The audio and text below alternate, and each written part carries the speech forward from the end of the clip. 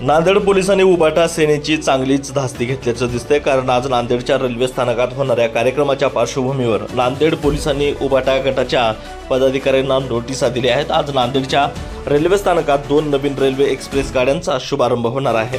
मुंबईतून आभासी पद्धतीने मुख्यमंत्री या रेल्वे गाड्यांना हिरवा झेंडी दाखवणार आहेत। तसंच नांदेड रेल्वे स्थानकावर आयोजित कार्यक्रमात खासदार अशोक चव्हाण, खासदार अजित गोपछडे, आमदार हेमंत पाटील आणि स्थानिक आमदारांचा आमंत्रित करण्यात आले आहे। या कार्यक्रमात उबाटा गटाकडून अडथळा निर्माण होईल अशी पोलिसांना भीती आहे, कारण उबाटाच्या फुटूर खासदारांविरोधात नांदेडमध्ये आक्रमक आंदोलन झालेले आहेत।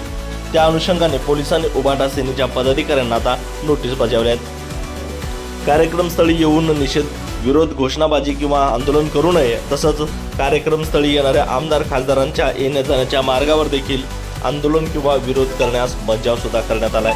कारवाईचा इशारा देखील या नोटिसीद्वारे जे आहे ते या उबाटा गटाच्या पदाधिकाऱ्यांना देण्यात आलेला आहे। चारुदत्त चौधरी, एकमिनिट डिजिटल, नांदेड।